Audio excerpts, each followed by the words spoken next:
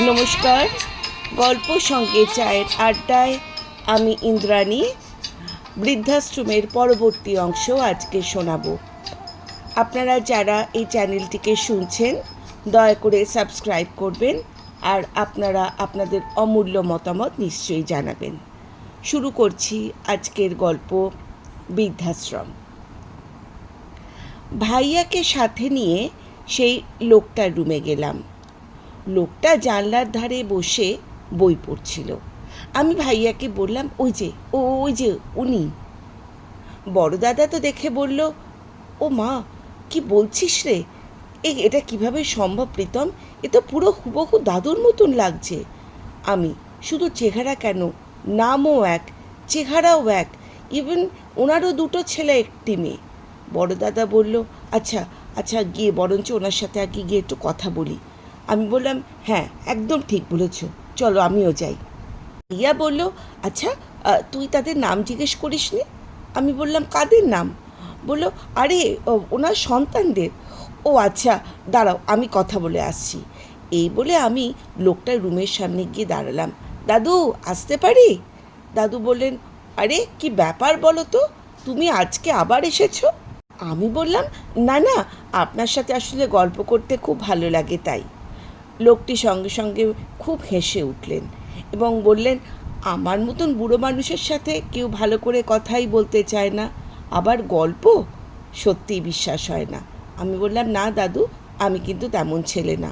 লোকটা বলল, আমি সেটা বুঝতেই পারছি। আমি বললাম, আচ্ছা দাদু, আপনি বলছিলেন আপনার দুটো ছেলে আছে, তাদের কি নাম? লোকটা আমার দিকে একটু অদ্ভুতভাবে তাকিয়ে বলল, নাম শুনে কি করবে? আমি বললাম, কিছু না, এমনি জানার ইচ্ছে হচ্ছিল তাই বললাম। লোকটি বলল, আমি বলতে পারি, কিন্তু তুমি কি সত্যিই শুনতে চাও? বলল, হ্যাঁ বলুন না প্লিজ। বলল, আমার ছেলের নাম স্বপন আর আরেকজনের নাম হচ্ছে রাজু। আমি অবাক হয়ে গিয়ে বললাম, এটাই তো আমার বাবা আর কাকার নাম। এটা আমি অবশ্যই মনে মনে বলছিলাম, কিন্তু লোকটি আমাকে জিজ্ঞাসা করলো, কি হলো, চুপ করে হয়ে গেলে কেন? না দাদু, কিছু না। আপনি দাদু, আপনি আপনি বই পড়ুন। আচ্ছা, আমার একটা কাজ পড়ে গেছে, তাই আমি এখন যাই, আবার পরে আসব। এই বলে আমি রুম থেকে বেরিয়ে বড় দাদাকে এসে বললাম, দাদা ভাই, যা ভেবেছিলাম ঠিক তাই, ইনি আমাদের দাদু। আমাদের কেন মিথ্যে কথা বলছেন শুধু এটাই বুঝতে পারছি না। আমি তখন বললাম, আচ্ছা বড়দা, তুই একটা কথা বলতো, বাবা আর কাকা ছাড়া কি দাদুকে বাড়ি থেকে বের করে অন্য কেউ দিয়েছিল? হয়তো তারপর থেকে এখানে ওখানে তিনি ঘুরিয়ে বেরিয়ে এখন শেষ পর্যায়ে এখানে এসে ঠাঁই হয়েছে। তখন বড়দা বলল, কিন্তু বাবা আর যদি এইরকমই করবে তাহলে এরা টাকা পাঠাবে কি করে, আর কেনই বা এরকম করবে? আমি বললাম, হয়তো কোনো একটা লোভ। বড়দা বলল, কিন্তু বাবা আর কাকাকে দেখে তো কখনো সেটা মনে হয়নি। তাছাড়া দাদুর সম্পত্তি এখনও তো দাদুর নামেই আছে, শুধু বাবা আর কাকা সমানভাবে ভাগ করে নিয়েছে। আর আমাকে বের করে দিলে তো দাদুও কেস করতে পারতো, কারণ তখন তো দাদু এত বৃদ্ধ ছিল না। বড়দা বলল, নিশ্চয়ই এর মধ্যে কোনো না কোনো একটা রহস্য রয়েছে, যেটা আমরা বুঝতে পারছি না। আমি তখন বললাম, আর আমারও ঠিক সেটাই মনে হচ্ছে। বড়দা বলল, আচ্ছা আমি বাড়িতে গিয়ে একবার দেখি বাবার মুখ থেকে কোনো কিছু বার করতে পারি কি না। আমি বললাম, খুব সাবধান, বাবাকে কিন্তু এখনই দাদুর ব্যাপারে সব কিছু জানানো যাবে না, বুঝতে পারলে তো? আর তাহলে কিন্তু আবার অন্য সমস্যা হয়ে যাবে। তখন বড়দা বললেন, আচ্ছা আচ্ছা, তুই থাকলে তুই এখন থানায় যা, আমার অফিসে অনেক কাজ আছে, আমিও অফিসে যাই।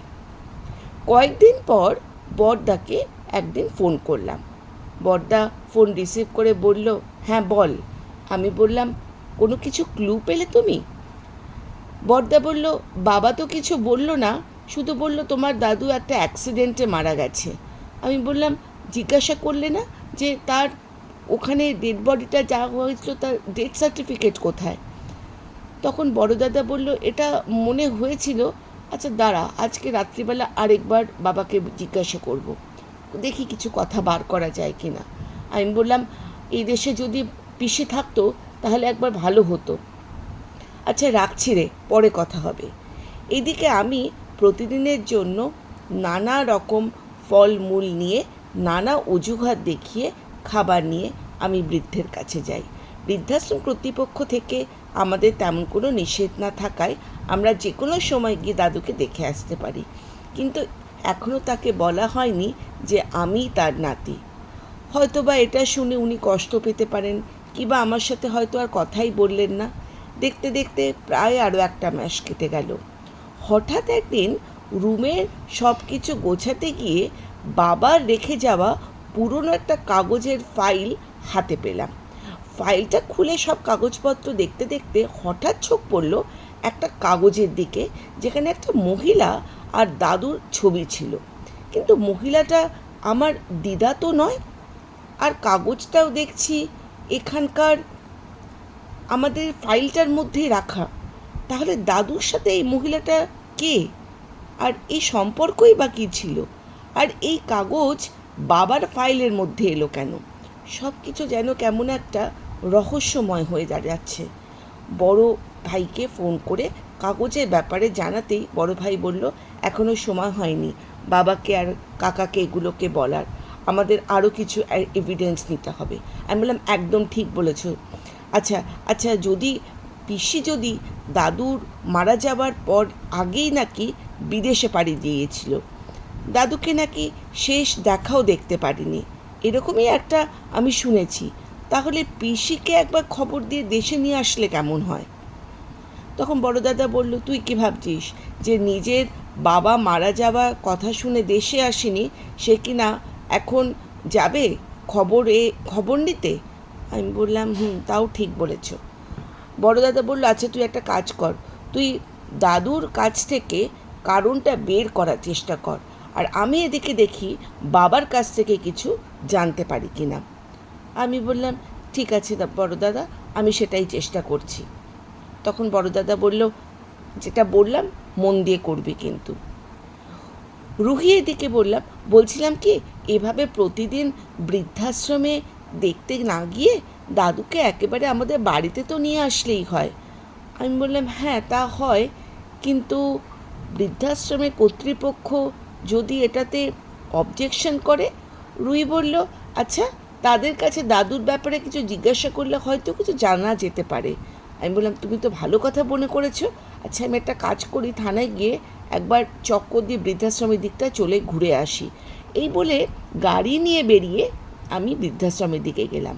তারপর থানায় গিয়ে জরুরি কিছু কাজ শেষ করে বৃদ্ধাশ্রমে গেলাম। আমার চ্যানেলটিকে যারা এখনও শুনছেন, যদি আপনারা দয়া করে সাবস্ক্রাইব করেন, খুব ভালো লাগবে। এরকম এই চ্যানেলটিতে আরও গল্প আপনারা শুনতে পারবেন। শুরু করছি পরের অংশ। এরপর থানায় গিয়ে জরুরি কিছু শেষ করে বৃদ্ধাশ্রমে গেলাম। গিয়ে দেখি দাদু বাথরুমে গেছে। এই বৃদ্ধ বয়সে তিনি কি এইসব কাজ করতে পারেন? কিন্তু আশেপাশে কেউ নেই যে তাকে গিয়ে হেল্প করবে। আমি দেখা মাত্রই দাদুকে কাছে গিয়ে বললাম, দাদু তুমি স্নান করবে? দাঁড়াও আমি তোমাকে বালতিটা এগিয়ে দিই। দাদু বলল, প্রতিদিন তো এইভাবেই একা একা স্নান করি, একটু মন চাইলে কেউ এসে সাহায্য করলে ভালোই লাগে, তবে কাকেই বা বলবো বলো? আমি বললাম, আচ্ছা দাদু, আমি যদি তোমাকে এখান থেকে নিয়ে যাই, তুমি যাবে আমার সাথে, থাকবে আমার সাথে? দাদু বলল, নিয়ে যাবে? কোথায় যাব আমি? আমি বললাম, কেন, আমার বাড়িতে? দাদু বলল, না আমি কারুর জীবনে কোনো বাধা হতে চাই না, এমনিতেই আমার অর্ধেক জীবন একটা রুমেই কাটিয়ে দিয়েছি। আমি বললাম, মানে দাদু আপনি কোন রুমের কথা বলছেন? দাদু সঙ্গে সঙ্গে একটু চুপ করে কি বললো, কই আমি কিছু বলিনি তো, তুমি যাও এখান থেকে যাও, আমি চান করবো, যাও। এই বলে দাদু কথাটা ঘুরিয়ে দিয়ে চান করতে শুরু করলো। কিন্তু আমার তখন দাদুর ওই কথাটাই মাথার মধ্যে ঘুরপাক খেতে লাগলো। নিশ্চয়ই এতদিনে দাদুকে যে বা যারা রেখেছে তারা কোনো একটা জায়গায় রেখে দিয়েছিল। তখনই হঠাৎ রুহির কথাটা মনে পড়ল, আর আমি বৃদ্ধাশ্রমের কর্তৃপক্ষ গিয়ে বললাম যে, আচ্ছা আপনি এখানে দেখছি কদিন ধরেই খুব আসা যাওয়া করছেন, আর এখানে আপনি আছেন অনেক দিন ধরে। লোকটা বলল, হ্যাঁ এই তো স্যার প্রায় 6 বছর মতন তো হবেই। আচ্ছা ওই যে বৃদ্ধকে আপনি দেখতে পাচ্ছেন, ওই যিনি স্নান করছেন, ওখানে এনাকে কে এনেছিল, আপনার কি মনে আছে? লোকটি বলল, আসলে অনেক দিনের কথা তো, তবে আমার তো যতদূর মনে হচ্ছে ওনার সাথে একজন লোক এসেছিল। আমি বললাম, হয়তো নয়, আপনি শিওর হয়ে বলুন, সাথে কি কেউ এসেছিল? লোকটি বলল, আচ্ছা স্যার, যেই আসুক তার সাইন আমার কাছে থাকবেই, আমি নোটবুকে রেখে দিই, আপনি একটু ওয়েট করুন, আমি নোটবুকটা দেখে আপনাকে শিওর হয়ে বলছি। এই বলে লোকটি অনেক পুরনো একটা নোটবুক নিয়ে এসে খুঁজতে খুঁজতে বললেন, এই তো স্যার, এই সেই লোকটার সাইন।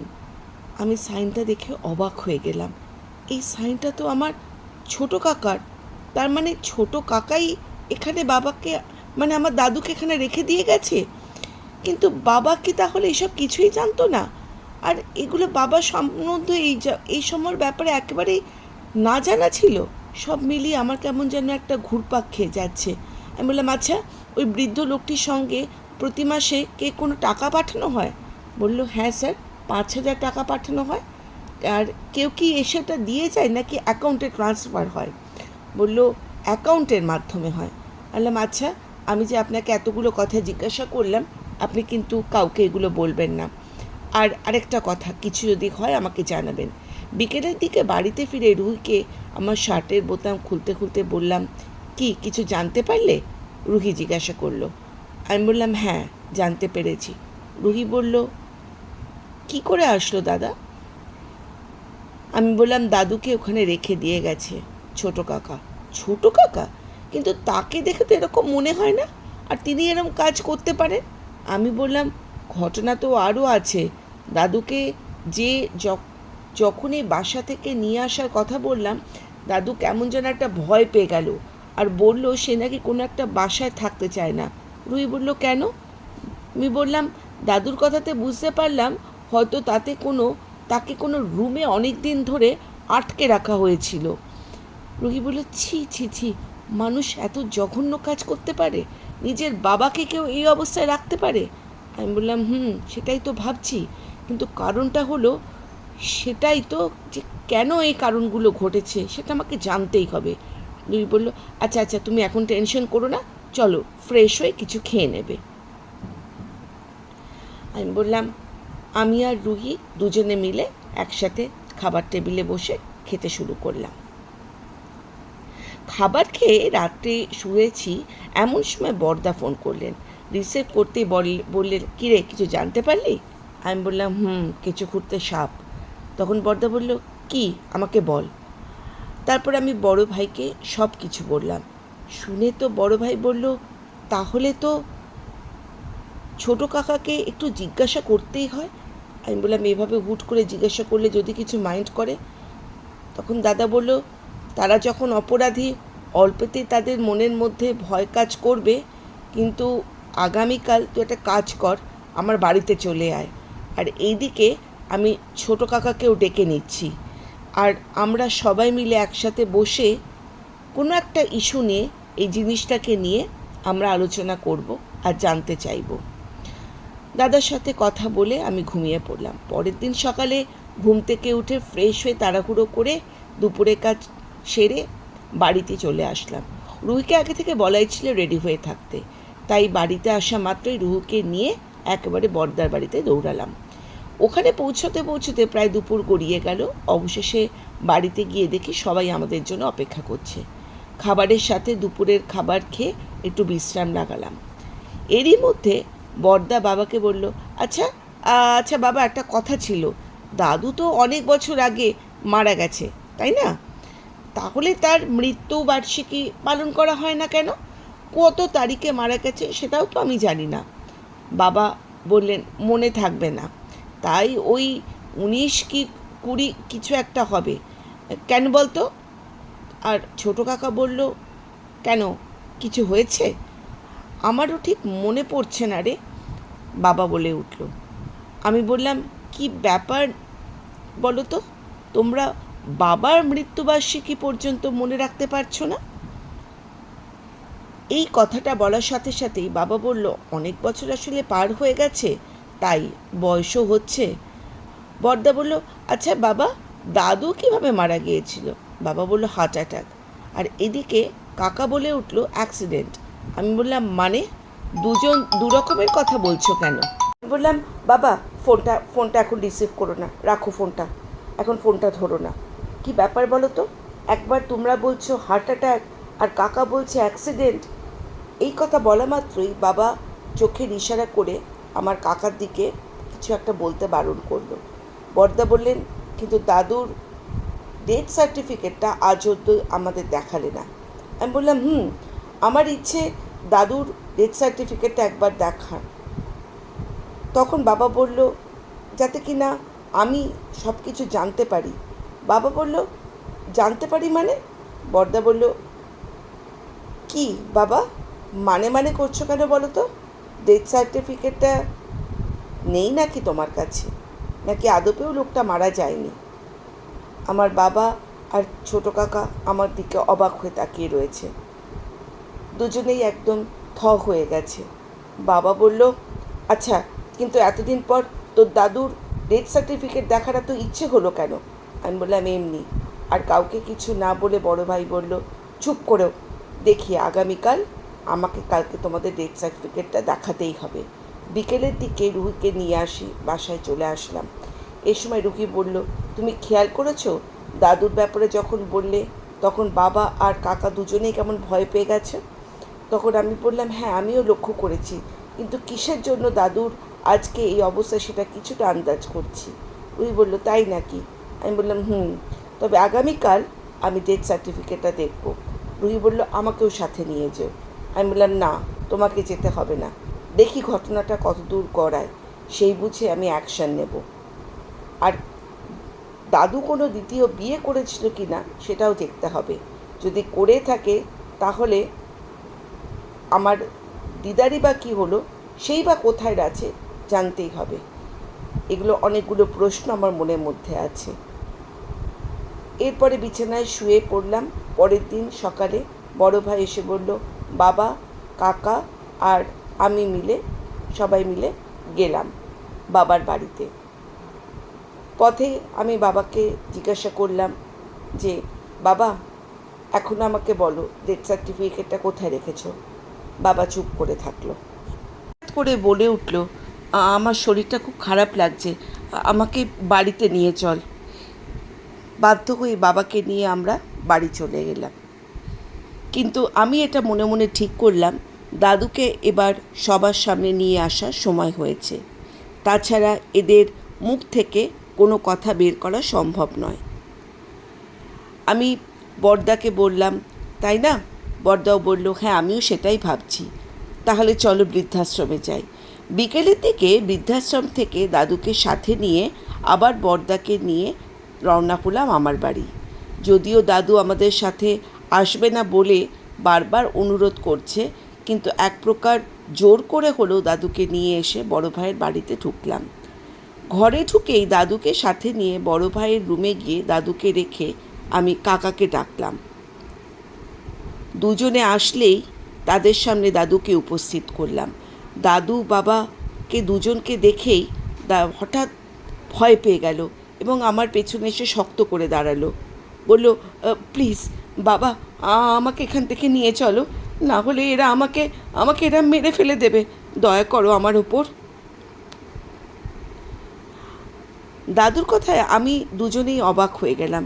নিশ্চয়ই এর আগে দাদুর সাথে কোনো বড় ঘটনা ঘটেছে যার জন্য দাদু এরকম ভয় পাচ্ছে। আমি বাবাকে বললাম বাবা দেখো তো চিনতে পারো কি না? বাবা আমার কথা শুনে না চেনার ভান করে বলল দেখে তো আগের মতন তেমন দেখিনি, উনি কে? কাকাও একই কথা বলল না আমি এনাকে চিনি না। বড়দা বলল আপনি এনাকে দেখেননি?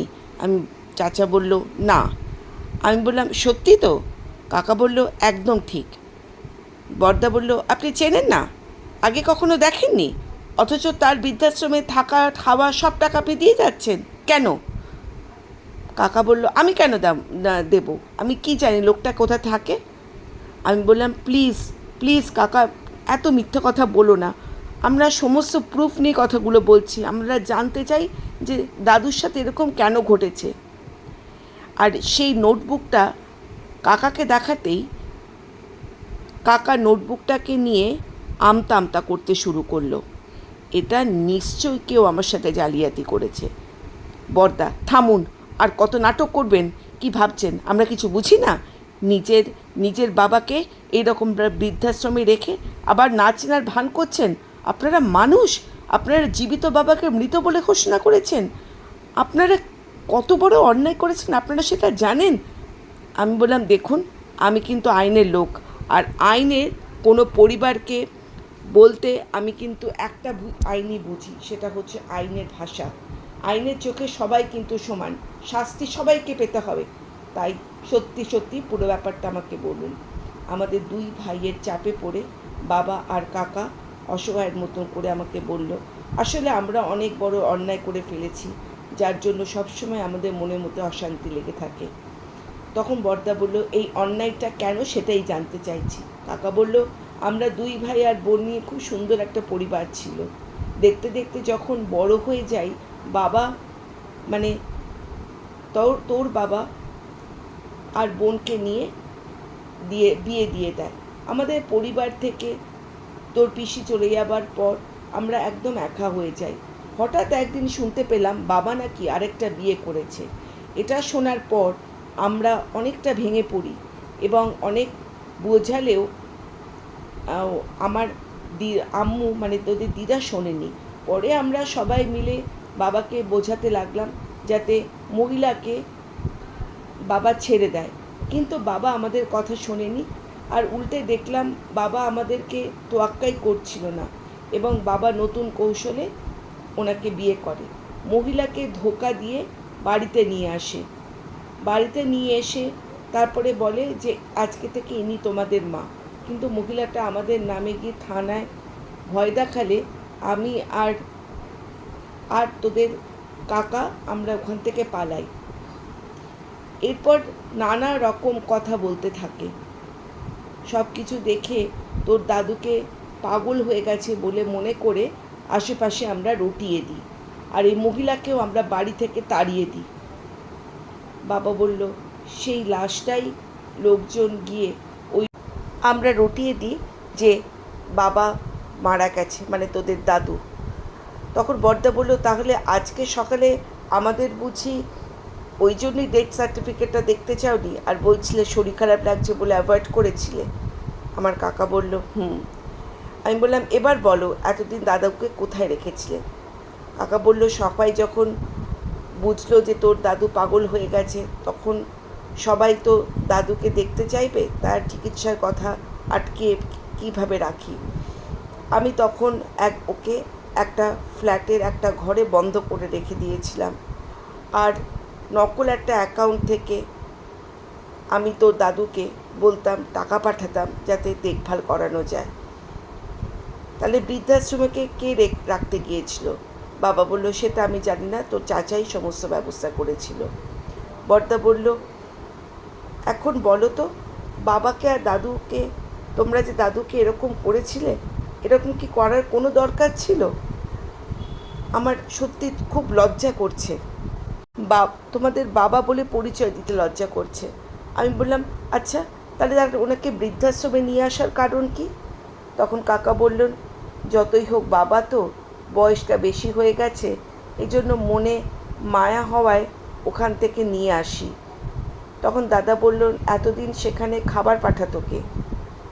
কাকা বলল, বদ্ধরুমে রাখলেও ওখানে একটা লোক রেখে দিয়েছিলাম, আর আমি অ্যাকাউন্ট থেকে টাকা পাঠাতাম, সেই তোর দাদুর সমস্ত দেখভাল করতো। আমরা আমাদের তরফ থেকে যতটা পেরেছি করেছি। বললাম, তোমরা যা করেছো তা অত্যন্ত অন্যায়, খুব খারাপ কাজ করেছো। আমরা সত্যি লজ্জিত বোধ করছি, এর জন্য আমাদের ক্ষমা করে দে। বৃদ্ধাশ্রম আপনাদের কেমন লাগলো আপনারা নিশ্চয়ই জানাবেন, এবং আপনাদের যদি চ্যানেলটি ভালো লাগে বা গল্প শুনতে ভালো লাগে, চ্যানেলটিকে সাবস্ক্রাইব করবেন। এই ধরনের আরও গল্প আপনারা শুনতে পাবেন। ধন্যবাদ।